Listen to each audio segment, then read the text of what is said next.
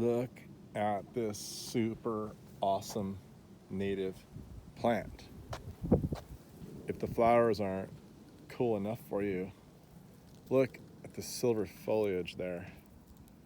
It is so beautiful. We are looking at the silver lupine. Lupinus albifrons. Albifrons meaning alba white and silvery white foliage. This is the tail end of the bloom actually. It actually gets even prettier than this. This is on one of my back slopes here. A trail I built here leading all the way down. But you can see my lupine has gotten so big that it blocks the trail a little bit. It's May. This thing goes heavily in bloom, probably like starting in late March or so. And it's just finishing up. And you see all the seed pods that it has right now. So I'm gonna collect a bunch of these and spread them around. Look up here. There's something interesting.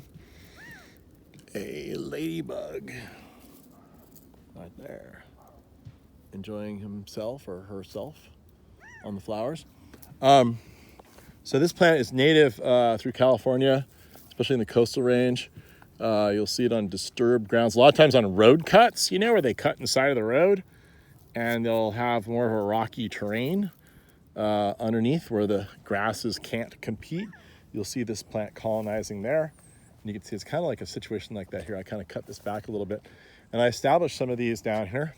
They're doing quite well. And they live perennially year after year after year. As you can see, it gets to probably, you can see me for scale. I'm 6 feet tall. This thing's planted a little higher than me. They probably can get to 5 or 6 feet. And it's a wonderful plant to have in the garden. Incredible spring bloom. If you want to have a really manicured garden, you can trim all this off and you'll have this real beautiful foliage all year. And then it'll also naturalize. You'll see I have one here, tons of seed on that one.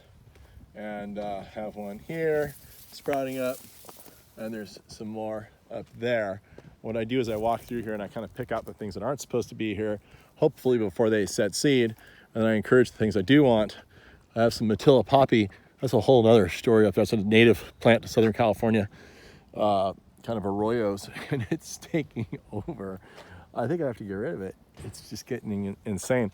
But albifrons, the cool thing about this plant, there is a mission butterfly, a blue mission butterfly. It's endemic to California, and it relies upon living off of this plant, or there's a couple related taxa, a couple related species, and they basically lay their eggs on this plant, and the larvae feed on this plant, and it's the only thing that can keep this butterfly going, and apparently it's on the endangered species list. Now what's interesting is this plant is toxic, and so it's toxic to cattle. So apparently in all the wild cattle range areas, they're killing off this plant. It's so sad. It's like the coolest plant up there because it's semi-toxic to the cattle. And now interestingly, the butterfly, when it feeds on this plant, it picks up the toxicity of this plant and it carries it around with it. And so it too becomes toxic, and that's how it survives, and it prevents everything else from eating it. Yeah, you want to go out like in May or so and just find some of these plants and collect the seed, just pull it off, and wherever you want some, throw it out. So that's what I'm going to be doing today. And they especially like this kind of open soil where there's not a lot of grass, and they can really, seed well in it and not have to compete. This is kind of a tougher situation for grass over here. The grass has never thrived over here, but the lupine loves it. I think my ultimate plan is to get rid of all this Matilla poppy, which is a nice native, but it's getting crazy here. And I'm going to replace it with a whole bunch of these guys because they're just so much more well-behaved. And I love the Matilla flower, but there's just nothing like seeing these things when they're in full bloom. And like I said, this is 2 or 3 weeks later than full bloom. And so there you go, some really bad exposure there. See if I can fix that. There, so there you go, there's your beautiful native California perennial silver lupine right here in Lafayette, California.